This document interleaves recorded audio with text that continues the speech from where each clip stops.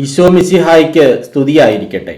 പ്രിയപ്പെട്ട സഹോദരങ്ങളെ, ഞാൻ ഷിബു ജെയിംസ്. സാമീഡിയ എന്ന നമ്മുടെ യൂട്യൂബ് ചാനലിലേക്ക് എല്ലാ സുഹൃത്തുക്കൾക്കും സ്വാഗതം.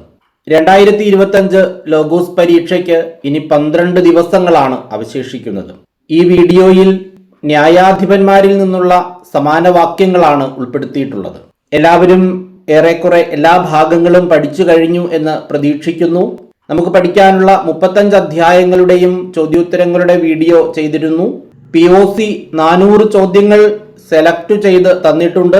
അതിൽ നിന്ന് 78 ചോദ്യങ്ങൾ ഉറപ്പായും ചോദിക്കും എന്നാണ് POC പറയുന്നത്. പഠിച്ച കാര്യങ്ങൾ എത്രത്തോളം മനസ്സിലായിട്ടുണ്ട് എന്ന് മനസ്സിലാക്കുന്നതിന് വേണ്ടി മോക്ക് ടെസ്റ്റുകൾ സംഘടിപ്പിക്കുന്നുണ്ട്. 100 മോക്ക് ടെസ്റ്റുകളാണ് ആകെ നമ്മൾ നടത്തുന്നത്. അതിൽ 90ഓളം മോക്ക് ടെസ്റ്റുകൾ കഴിഞ്ഞു. പഴയ മോക്ക് ടെസ്റ്റുകളുടെ ലിങ്ക് ആവശ്യമുള്ളവർ രജിസ്റ്റർ ചെയ്ത് പേയ്മെന്റ് ഗൂഗിൾ പേ ചെയ്താൽ ലിങ്ക് അയച്ചു തരുന്നതായിരിക്കും.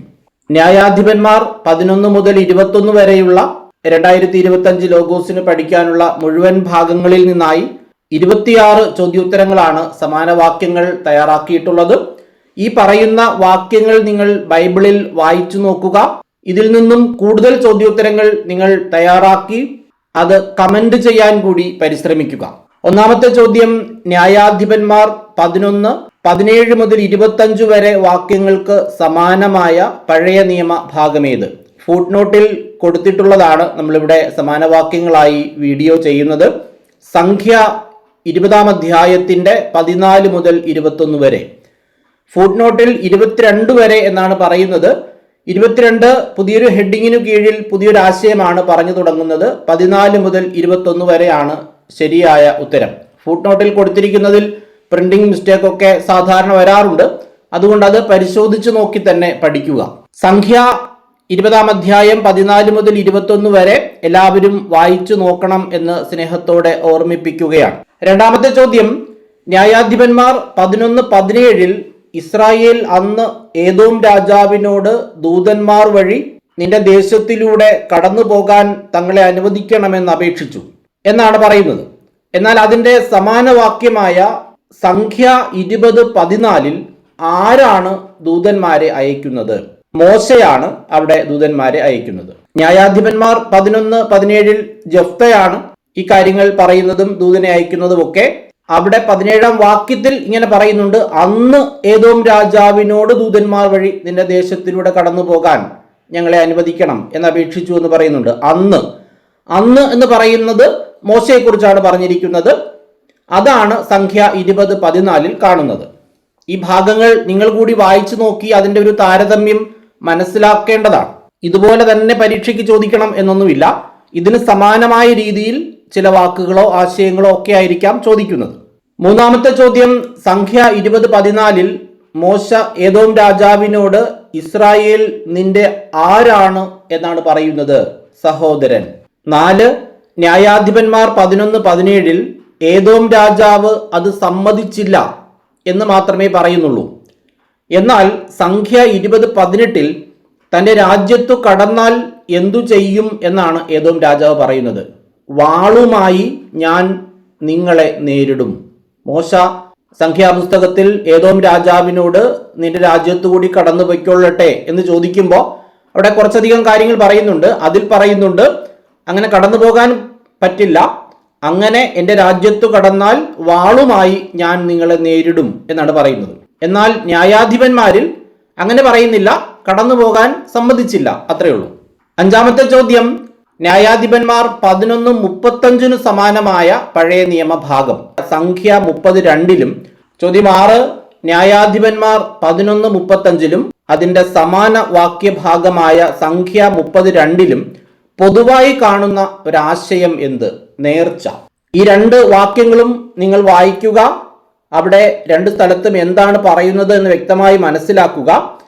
ന്യായാധിപന്മാർ 11-35 ജെഫ്ത കർത്താവിനോട് ഒരു നേർച്ച നേരുന്നതും അവൻ യുദ്ധം കഴിഞ്ഞ് മടങ്ങി വരുമ്പോൾ മകൾ അവനെ എതിരേൽക്കാൻ വരുന്നതും ആണ് പറയുന്നത്. അതോടൊപ്പം നേർച്ചയുടെ കാര്യവും അവിടെ കാണുന്നുണ്ട്.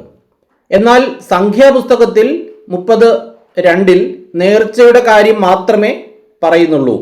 ആരെങ്കിലും കർത്താവിന് നേർച്ച നേർന്നാൽ എന്നാണ് പറയുന്നത്. ഏഴാമത്തെ ചോദ്യം, ന്യായാധിപന്മാർ 11:35 വാക്കുകൊടുത്തുപോയി, നേർച്ച എന്നിങ്ങനെ രണ്ട് പദങ്ങളാണ് അതുമായി ബന്ധപ്പെട്ട് കാണുന്നത്. സംഖ്യ 32 കാണുന്ന പദങ്ങൾ ഏതെല്ലാം? നേർച്ച, ശപഥം. ഒരുപക്ഷെ ഇങ്ങനെ ചോദിക്കാം, സംഖ്യ 32 നേർച്ചയുമായി ബന്ധപ്പെട്ട് പറയുന്ന പദങ്ങളിൽ നിന്ന് വ്യത്യസ്തമായി ന്യായാധിപന്മാരിൽ കാണുന്ന പദം ഏതാണ്? അത് വാക്കുകൊടുത്തുപോയി എന്ന പദമാണ്. അപ്പൊ ഈ രീതിയിൽ പലതരത്തിലും ട്വിസ്റ്റ് ചെയ്ത് ചോദിക്കാൻ സാധ്യതയുണ്ട്. എട്ടാമത്തെ ചോദ്യം, ന്യായാധിപന്മാർ 11:35 ജെഫ്തയുടെ നേർച്ചയെക്കുറിച്ച് പറയുന്നു. നേർച്ചയെക്കുറിച്ച് പരാമർശമുള്ള സുവിശേഷ ഭാഗം ഏത്? മത്തായി 5:33. അവിടെ വ്യാജമായി ആണയിടരുത്, കർത്താവിനോട് ചെയ്ത ശപഥം നിറവേറ്റണം എന്ന് പൂർവികരോട് കൽപ്പിച്ചിട്ടുള്ളതായി നിങ്ങൾ കേട്ടിട്ടുണ്ടല്ലോ എന്നാണ് മത്തായി 5:33 പറയുന്നത്. ഒൻപതാമത്തെ ചോദ്യം, നേർച്ചയെക്കുറിച്ച് പരാമർശമുള്ള മറ്റു രണ്ട് പഴയ നിയമ ഭാഗങ്ങൾ ഏതെല്ലാം? അല്ലെങ്കിൽ മറ്റ് പഴയ നിയമ ഭാഗങ്ങൾ ഏതെല്ലാം? രണ്ട് ഭാഗങ്ങളാണ് അവിടെ ഫുട്നോട്ടിൽ തന്നെ തന്നിട്ടുള്ളത്. നിയമാവർത്തനം 23:21 ലേവ്യർ 19:12. ആ വാക്യങ്ങൾ ഇങ്ങനെയാണ്. നിയമാവർത്തനത്തിൽ പറയുന്നത്, നിന്റെ ദൈവമായ കർത്താവിന് നേരുന്ന നേർച്ചകൾ നിറവേറ്റാൻ വൈകരുത്, അവിടുന്ന് നിശ്ചയമായും അത് നിന്നോട് ആവശ്യപ്പെടും, നീ കുറ്റക്കാരനാവുകയും ചെയ്യും. ലേവ്യർ 19:12 പറയുന്നത്, എന്റെ നാമത്തിൽ കള്ളസത്യം ചെയ്യരുത്, നിങ്ങളുടെ ദൈവത്തിന്റെ നാമം അശുദ്ധമാക്കുകയും അരുത്, ഞാനാണ് കർത്താവ്. പത്താമത്തെ ചോദ്യം, ന്യായാധിപന്മാർ 13:2 സമാനമായ പുതിയ നിയമഭാഗം ഏത്? ലൂക്ക 1:5-25 വരെ വാക്യങ്ങൾ.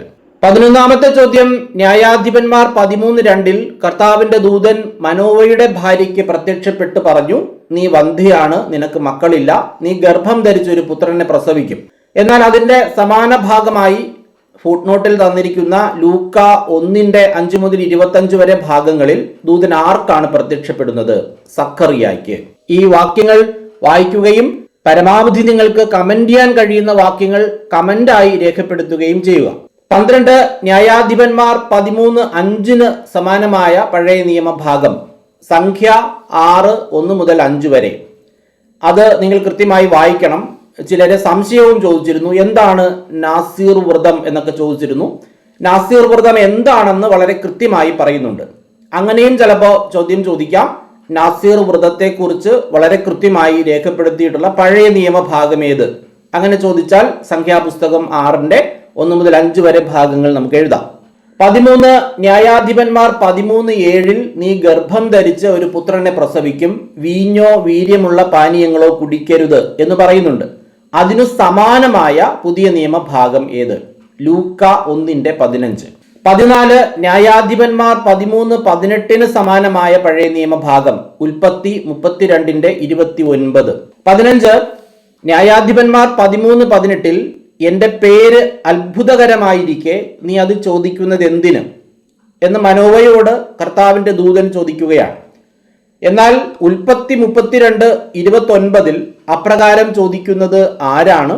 ആരോടാണ് അപ്രകാരം ചോദിക്കുന്നത്? യാക്കോബ് കർത്താവിനോടാണ്. ന്യായാധിപന്മാർ 13:24 സമാനമായ പുതിയ നിയമഭാഗം ഏത്? ലൂക്ക 1:80. അവിടെ ലൂക്ക 1:80 ഇങ്ങനെയാണ്, ശിശു വളർന്നു, ആത്മാവിൽ ശക്തിപ്പെട്ടു, ഇസ്രായേലിന് വെളിപ്പെടുന്നത് വരെ അവൻ മരുഭൂമിയിലായിരുന്നു.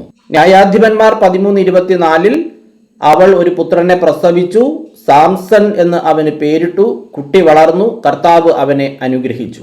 16, ന്യായാധിപന്മാർ 17:6 സമാനമായ പഴയ നിയമഭാഗം ഏത്?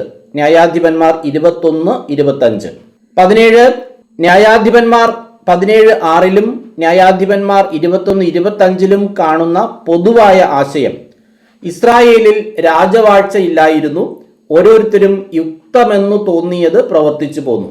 അവിടെ ഒരു ഭാഗത്ത് ഓരോരുത്തരും തനിക്ക് യുക്തമെന്ന് തോന്നിയത് പ്രവർത്തിച്ചിരുന്നു, അങ്ങനെയൊക്കെയാണ്. അപ്പൊ രണ്ട് ഭാഗങ്ങളും നിങ്ങൾ വായിക്കുക, അവിടെയുള്ള ചെറിയ സാമ്യവും വ്യത്യാസവും ഒക്കെ മനസ്സിലാക്കി എഴുതി പഠിച്ചു വെക്കുക. 18, ന്യായാധിപന്മാർ 18:1 സമാനമായ പഴയ നിയമഭാഗം ഏത്? ജോഷ്വ 19-ാം അധ്യായത്തിന്റെ 40-48 വരെ. 19, ന്യായാധിപന്മാർ 18:1 ജോഷ്വ 19-ന്റെ 40-48 വരെ വാക്യങ്ങളിലും കാണപ്പെടുന്ന പ്രധാന വ്യത്യാസം. ന്യായാധിപന്മാർ 18:1 ദാൻ ഗോത്രത്തിന് അധിവസിക്കാൻ അവകാശ ഭൂമി ലഭിച്ചില്ല എന്നാണ് കാണുന്നത്. എന്നാൽ ജോഷുവ 19-ന്റെ 40-48 നിങ്ങൾ വായിച്ച് കമന്റ് ചെയ്യുക. ദാൻ ഗോത്രത്തിന് കുടുംബക്രമം അനുസരിച്ച് ഈ പട്ടണങ്ങളും അവയുടെ ഗ്രാമങ്ങളും അവകാശമായി ലഭിച്ചു എന്നാണ് പറയുന്നത്. ദാൻ ഗോത്രത്തിന് ലഭിച്ച പട്ടണങ്ങളുടെ പേരുകളടക്കം ജോഷുവ 19-ന്റെ 40 മുതൽ 48 വരെ കാണുന്നുണ്ട്. അവകാശ ഭൂമി ലഭിച്ചു എന്ന് പറയുന്നു. പക്ഷെ ന്യായാധിപന്മാർ 18:1 ദാൻ ഗോത്രത്തിന് അധിവസിക്കാൻ അവകാശ ഭൂമി ലഭിച്ചില്ല എന്നാണ് പറയുന്നത്. അതൊരു വ്യത്യാസമാണ്. 20 ന്യായാധിപന്മാർ 19-ന്റെ 22-24 സമാനമായ പഴയ നിയമഭാഗം ഏത്? ഉൽപ്പത്തി 19-ന്റെ 5 മുതൽ 8 വരെ. 21 ന്യായാധിപന്മാർ 19-ന്റെ 22-24 പ്രധാന പരാമർശം ഗിബയാക്കാരുടെ മ്ലേച്ഛത. ഉൽപ്പത്തി 19 5 മുതൽ 8 വരെ വാക്യങ്ങളുടെ പ്രധാന പരാമർശം സോതോമിന്റെ പാപം. അവിടെ 2 സ്ഥലങ്ങളിലും പറയുന്നത് ഒരേ പാപമാണ്. സ്വർഗഭോഗികളായ ഒരു കൂട്ടം മനുഷ്യരെയാണ് 2 സ്ഥലങ്ങളിലും നമ്മൾ കാണുന്നത്. ഉൽപ്പത്തിയിൽ ലോത്തിന്റെ അടുത്ത് വരുന്ന ദൈവദൂതന്മാരോട് സ്വർഗഭോഗത്തിൽ ഏർപ്പെടുന്നതിന് വേണ്ടി അവിടെയുള്ള കുറെ പാപികളായ മനുഷ്യർ വരുന്ന സംഭവമാണ് ഉൽപ്പത്തി 19-ന്റെ 5 മുതൽ 8 വരെ നമ്മൾ വായിക്കുന്നത്. അതേ പാപം തന്നെ ന്യായാധിപന്മാർ 19-ന്റെ 22 മുതൽ 24 വരെയുള്ള ഭാഗങ്ങളിലും കാണുന്നു. അത് ഗിബയാക്കാരുടെ മ്ലേച്ഛത എന്ന രീതിയിലാണ് കാണുന്നത്. അവിടെ വരുന്ന ലേവ്യനോട് പാപം ചെയ്യുന്നതിന് വേണ്ടി ഗിബയായിലെ കുറെ ആളുകൾ വരുന്ന ഒരു സംഭവമാണ് കാണുന്നത്. ഇത് തമ്മിലൊരു സാമ്യമുണ്ട്. ആ മനുഷ്യരുടെ പാപകരമായ അവസ്ഥയെക്കുറിച്ചാണ് അവിടെ പറയുന്നത്. സാഹചര്യങ്ങൾക്ക് വ്യത്യാസമുണ്ടെന്നേ ഉള്ളൂ. 23 ന്യായാധിപന്മാർ 19-29 സമാനമായ പഴയ നിയമഭാഗം ഏത്? 1 സാമുവൽ 11:7. 11:7 1 സാമുവൽ 11:7 അവൻ, അതായത് സാവൂൾ, ഒരേർ കാളയെ വെട്ടി നുറുക്കി ദൂതന്മാർ വഴി ഇസ്രായേലിലെല്ലാം കൊടുത്തയച്ചു എന്നാണ് കാണുന്നത്. ന്യായാധിപന്മാർ 19:29 വീട്ടിലെത്തിയ ഉടനെ അവൻ, അതായത് ലേവ്യൻ, ഒരു കത്തിയെടുത്ത് തന്റെ ഉപനാരിയെ അവയവങ്ങൾ ഛേദിച്ച് 12 കഷണങ്ങളാക്കി ഇസ്രായേലിൽ എല്ലായിടത്തേക്കും കൊടുത്തയച്ചു. അങ്ങനെയാണ് ന്യായാധിപന്മാരിൽ പറയുന്നത്. അപ്പൊ ഇവിടെ ലേവ്യൻ തന്റെ ഉപനാരിയെയാണ് വെട്ടിമുറിച്ച് കഷ്ണങ്ങളായി കൊടുത്തു വിടുന്നത്. 1 സാമുവലിൽ ഒരു കാളയെയാണ് വെട്ടിമുറിച്ച് കഷ്ണങ്ങളാക്കി ഇസ്രായേലിലെല്ലാം കൊടുത്തയക്കുന്നത്. 24 ന്യായാധിപന്മാർ 19-29 ഒരു ലേവ്യൻ തന്റെ ഉപനാരിയെ അവയവങ്ങൾ ഛേദിച്ച് 12 കഷണങ്ങളാക്കി ഇസ്രായേലിൽ എല്ലായിടത്തേക്കും കൊടുത്തയച്ച കാര്യം ആണ് പറയുന്നത്. എന്നാൽ സാമുവൽ 1:11 എന്താണ് പറയുന്നത്? സാവൂൾ ഒരേർ കാളയെ വെട്ടി നുറുക്കി ദൂതന്മാർ വഴി ഇസ്രായേലിലെല്ലാം കൊടുത്തയച്ച കാര്യം. 25 ന്യായാധിപന്മാർ 19-30 സമാനമായ പഴയ നിയമഭാഗം ഏത്? ഹോസിയ 10:9. 26 ന്യായാധിപന്മാർ 21-25 സമാനമായ പഴയ നിയമഭാഗം ഏത്? ന്യായാധിപന്മാർ 17-16 എന്നാണ് ഫുട് നോട്ടിൽ കൊടുത്തിരിക്കുന്നത്. പക്ഷേ 17-ാം അധ്യായത്തിൽ 13 വാക്യങ്ങളേ ഉള്ളൂ. അപ്പൊ അവിടെ എന്തോ പ്രിന്റിംഗ് മിസ്റ്റേക്ക് സംഭവിച്ചതാണ്. എന്നാൽ അവിടെ പറയുന്ന ആശയം ഇതാണ്: അക്കാലത്ത് ഇസ്രായേലിൽ രാജാവില്ലായിരുന്നു, ഓരോരുത്തരും തനിക്ക് യുക്തമെന്ന് തോന്നിയത് ചെയ്തിരുന്നു. ന്യായാധിപന്മാർ 21-25 അങ്ങനെയാണ് പറയുന്നത്. അപ്പൊ ഞാൻ നിങ്ങൾക്കൊരു അസൈൻമെന്റ് തരികയാണ്. ന്യായാധിപന്മാർ 11 മുതൽ 21 വരെ നമുക്ക് പഠിക്കാനുള്ള ഭാഗങ്ങൾ നിങ്ങൾ 1-2 ആവർത്തി ഇന്ന് തന്നെ വായിക്കുക. ആ ഭാഗത്ത് ഇസ്രായേലിൽ രാജാവില്ലായിരുന്നു അല്ലെങ്കിൽ രാജവാഴ്ച ഇല്ലായിരുന്നു എന്ന രീതിയിൽ പറയുന്ന വാക്യങ്ങൾ എത്ര എണ്ണം ഉണ്ടെന്ന് കണ്ടുപിടിച്ചിട്ട് എത്ര വാക്യങ്ങളാണെന്ന്, ആ വാക്യങ്ങളുടെ നമ്പരും എത്ര എണ്ണമാണ് എന്നുള്ളതും നിങ്ങൾ കമന്റ് ചെയ്യുക. അത് മറ്റുള്ളവർക്കും പ്രയോജനപ്രദമായിരിക്കും, നിങ്ങൾക്കും അത് കൂടുതൽ പഠിക്കാനായിട്ട് സഹായകരമായിരിക്കും. ഇങ്ങനെ 26 ചോദ്യങ്ങളാണ് സമാന വാക്യങ്ങളായി ന്യായാധിപന്മാരിൽ നിന്ന് ചെയ്തിട്ടുള്ളത്. 1-2 വാക്കുകളുടെ അർത്ഥം ഫുട് നോട്ടിൽ കൊടുത്തിട്ടുണ്ട്. അത് നമ്മുടെ പ്രധാന വീഡിയോയുടെ കൂട്ടത്തിൽ തന്നെ പറഞ്ഞു പോയത് കൊണ്ടാണ് അതിവിടെ പറയാത്തത്. എല്ലാവരും നന്നായി പഠിക്കുക. പ്രഭാഷകന്റെയും എഫേസോസിന്റെയും വീഡിയോസ് കഴിയുമെങ്കിൽ നാളെ തന്നെ ഇതുപോലെ സമാന വാക്യങ്ങൾ ചെയ്യാം. ലൂക്ക അവസാനം ചെയ്യാം, കാരണം ലൂക്ക കുറച്ചധികം സമാന വാക്യങ്ങൾ കൂടുതലുള്ളൊരു ഭാഗമാണ്. അതും 2-3 വീഡിയോ ആയിട്ട് ലൂക്കായും ചെയ്യാം. കാരണം ഒറ്റ വീഡിയോ ആയിട്ട് ചെയ്യുമ്പോൾ കുറച്ച് വലിയ വീഡിയോ ആയി പോകും. ലൂക്ക ഭാഗത്ത് കുറേ അധികം സമാന വാക്യങ്ങൾ ഉള്ളത് കൊണ്ട് തന്നെ. അപ്പം എല്ലാവരും ഏറെക്കുറെ എല്ലാ ഭാഗങ്ങളും പഠിച്ചു കഴിഞ്ഞു എന്ന് പ്രതീക്ഷിക്കുകയാണ്. നമുക്ക് പരസ്പരം പ്രാർത്ഥിക്കാം. എല്ലാവർക്കും നന്നായി പരീക്ഷ എഴുതാൻ കഴിയട്ടെ എന്ന് ആശംസിക്കുന്നു, പ്രാർത്ഥിക്കുന്നു. എല്ലാവിധമായ നന്മകളും അനുഗ്രഹങ്ങളും ഉണ്ടാകട്ടെ എന്ന് ആശംസിച്ചുകൊണ്ട് പ്രാർത്ഥിച്ചുകൊണ്ട് നിർത്തുന്നു. നന്ദി.